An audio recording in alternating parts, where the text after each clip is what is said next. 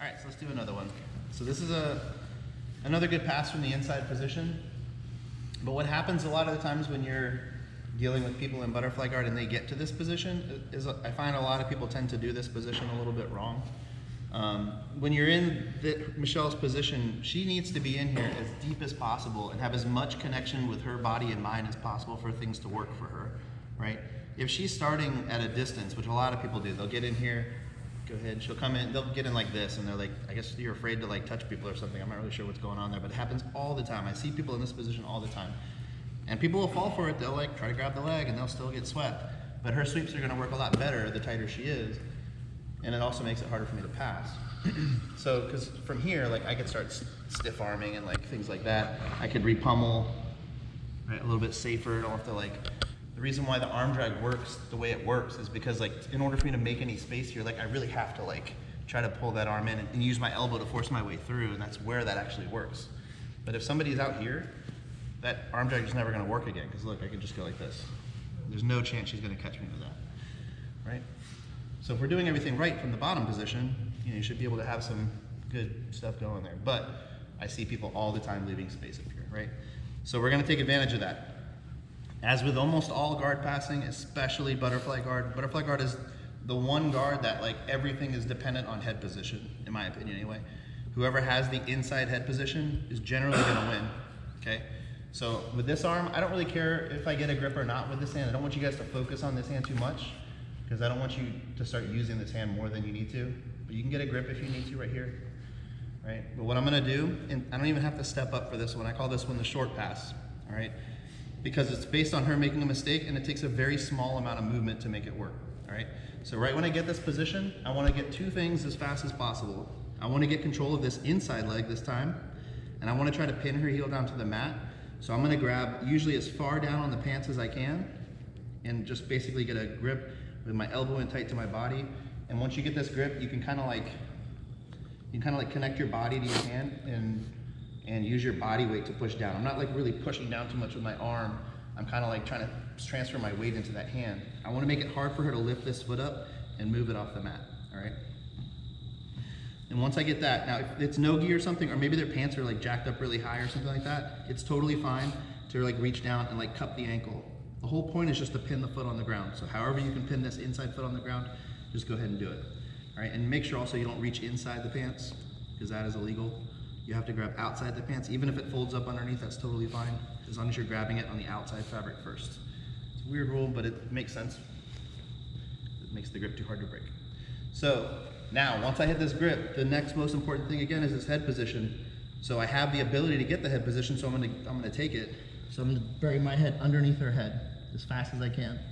And now the pass is almost all the way done. All I have to do is get my chest up over her knee and put weight on it and basically slide down her leg like this. So I'm gonna pop up off my toes.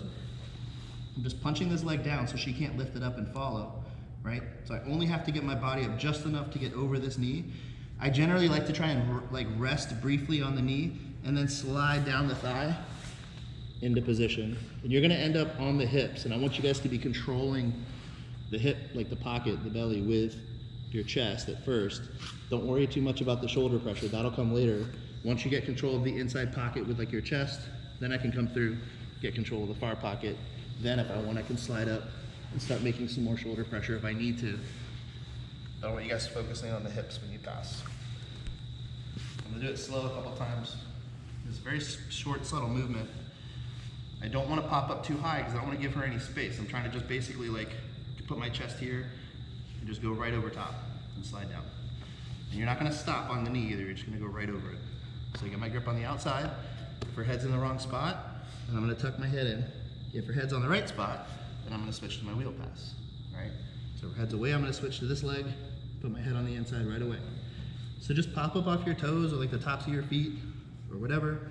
Just pop up, slide straight up and over, control the belly first, control the hips, and then work your way up.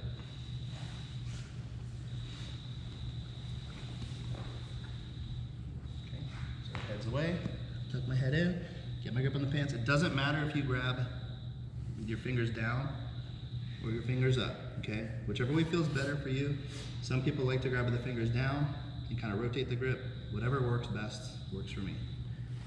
Head in, pop up, slide straight over, settle her down on her back, and then finish. What I don't want you guys to try to do is spin people, because that totally defeats the purpose of the pass. If I get in here and then try to spin her, like, first it doesn't work, but she's already on her side. There's no weight in this far leg, so she's just gonna re-pummel back inside. And don't try to stretch people either, okay? So there's a wheel pass, a stretch pass, and the short pass, and they're all totally different philosophies and strategies, okay? I don't wanna do this, right? Because now she's got, her hips are free, she's got mobility, she's gonna re-pummel, right? If I cement this foot on the ground, when I start to pass, she's not gonna have any space to work, right? Once you're done with the pass, then you can let go of the foot, it doesn't matter. And then generally control the far pocket. Okay? It's one of those ones that seems like it's too easy to work, but it totally works. So let's do it. 1, 2, 3. All right, let's just iron out some kinks. So, in the technique. So I've got my grip, I've got my back control, whatever that is, and then my head comes to the inside. So I don't want to go around the leg. Some of you guys are going around the leg, and what happens is you start putting pressure on the knee this way and sliding down the outside, and that forces people to look away from you. And generally, if you force people to look away from you, that's not always a bad thing, because you could take the back, but that gives them an escape route to turtle or shoulder roll, something like that. So if you're coming around and putting pressure on the outside, if you find that they're on their side, that means you're going around the leg, right? And Michelle could turn, go up to her knees, start to shoulder roll, escape. There's a lot of escapes from there. I mean, maybe I'm fast enough to catch the back, but I'd rather not take that chance. I don't like scrambles. I like cementing people to the ground and making them so they can't move, right? So I want to go directly up and over the leg, all right? And also, we're going really slow because we're drilling, but when this happens, it's very fast and it's a surprise, right? It's not a very slow pass at all, right? So I get my head in, I'm gonna go slow one time, but as I pop up, I'm going straight up and over. So my weight is going straight down on her knee, right? So if for some reason I lost my grip, her knee is still pinned on the mat because my body's on it. And I'm sliding my weight down her leg to ensure the fact that she can't bring this knee back up to put it back in front of me in any way, right? So just try not to go around the knee. Try to go straight up and over, like if you were like traversing a mountain, you're going straight over the peak and going right down the other side. I'm not going around the peak, I'm going straight over and straight down. So when we do this for real, right, and real, like more of like a real speed, right? Once I tuck my head in and get this, it's instant. Just pop up and go, right? That one was a little loose, I didn't have any pressure, but probably still would have worked. So again, as we go, straight up and over. Right, and just slide your way down. Once you get in front of the legs, the pressure should start to get really heavy right on the belly, because I'm basically sprawling all my weight right on her gut, which sucks. And then I'm gonna get inside the pocket and finish. I don't have any shoulder pressure on her head whatsoever, and I don't care about that. If I'm here and I'm clamping on her hips and she tries to frame and shrimp, she's not going anywhere, right? So her hips are locked to mine, which is exactly what I want for control. If I jump up to the head too quick, look how much space there is between our hips. That gives her much more opportunity to attack, escape, stuff like that. So the more you can lock people's hips down, the safer you're gonna be on your pass. So secure the hips first, wait a couple seconds, then if you need to, move up to the head if you want, or go to knee on belly or whatever. Whenever you are doing the part where you're like going over their knee, do you find that it's like near like xiphoid process type area that their knee's sitting, or is it like stomach or upper chest that you tend to have? The first one I did was my belly, the second one I did was more like solar plexus. Yeah. So, but it doesn't really matter, I don't think. It's just like with any guard passing, I mention this a lot, the goal is to separate her shoulder from her knee, right? So she's doing that for me because she doesn't have good position. If her head's away, there's already a pocket right here. So I'm putting my head in that pocket, and then I'm just sliding down to separate that more, right? Which is making the pass happen, right? If she's in here tight, then there's no room for my body to go in there, which is what she should be doing, right? And you'll see we're gonna do other passes and stuff, but every single pass follows that same pattern of separating this gap, filling that gap with some part of your body so that they can't close that gap again. Now she tries to close, my arm is past her guard, and she'll never get it closed again. Whether it's your knee, whether it's your hip, whether it's your head, foot, whatever. Put something in the pocket and don't let it come out, kind of thing. But we'll talk about that stuff later. All right, let's keep going. 1, 2, 3.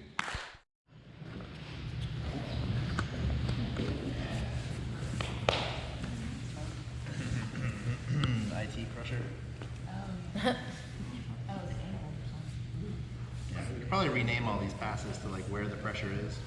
That one was the boob smasher. This one would be the IT band smasher.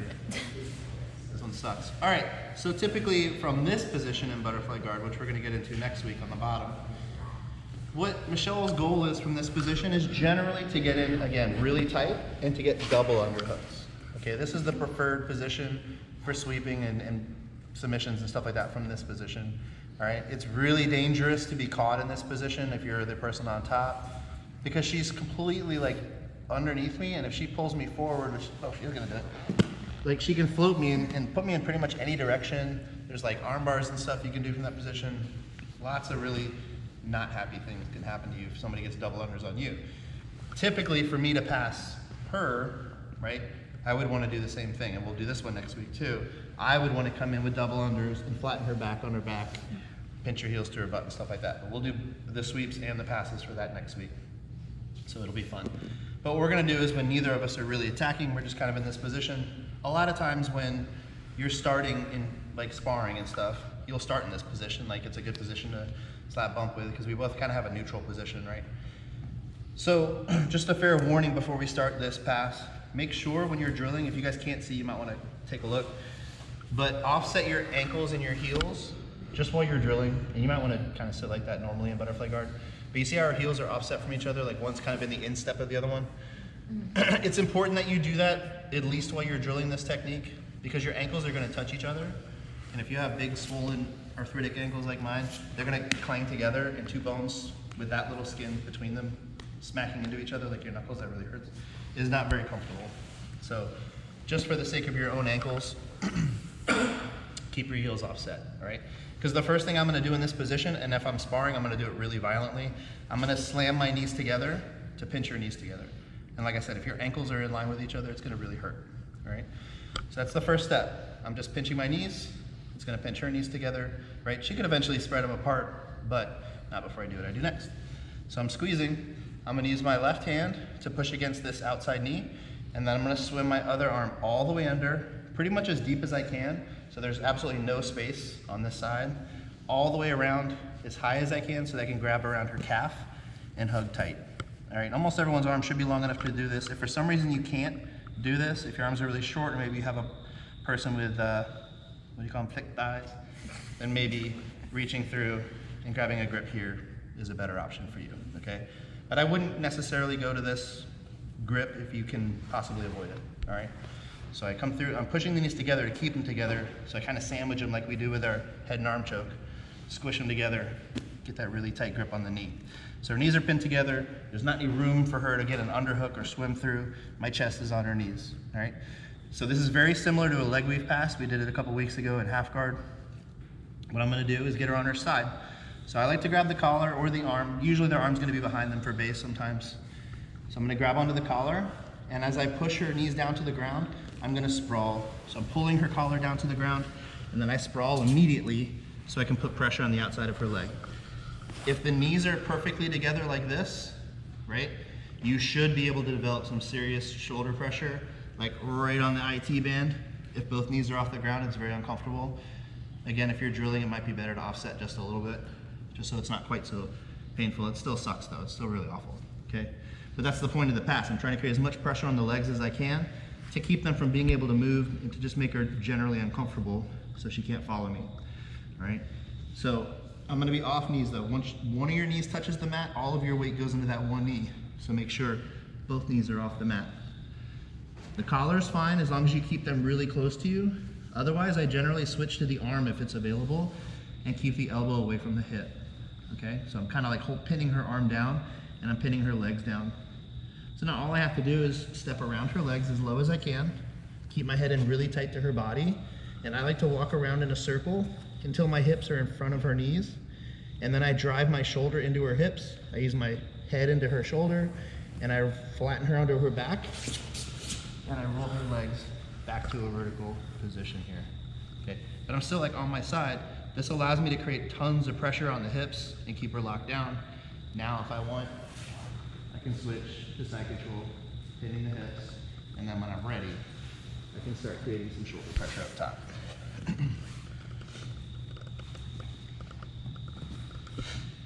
Okay, so we're starting here. First step, pin the knees together, reach through, hug really tight.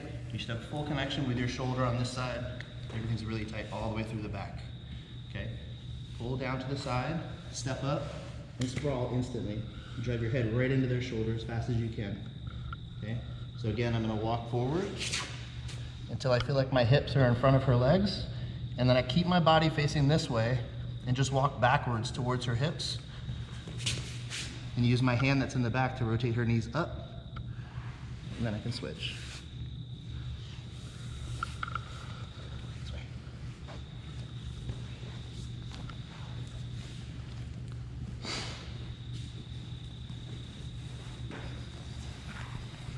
And the ankles together, pin the knees together, grip on the lapel. As you put them down, immediately get off your knees and sprawl and just try to haul your weight into them. So you're gonna walk forward, and you get in front of their knees, right? I'm lifting up with my right hand to pull her knees up, but I'm really using my shoulder to push her far hip, the top hip to the ground. And then my right hip is connected to her right hip. And then I switch. All right, that gives them zero room to move back and get into any kind of guard position. I don't recommend, it's not the worst thing in the world, but I don't recommend going straight to your knees. When I get here, I don't recommend getting around and then just putting your knees in here, right? Because she's still on her side. If she's on her side, she's in a good position to start attacking and escaping, right? You always want to flatten people's hips and shoulders to the mat. So instead of turning forward while she's still on her side, use those hips and roll her back. And she has no chance. Now, one more thing. It's kind of a two-part pass. Because she is going to be defending, no one's going to sit there and just let this happen. So what happens sometimes, when you're going around, people realize what's happening and they start framing, okay?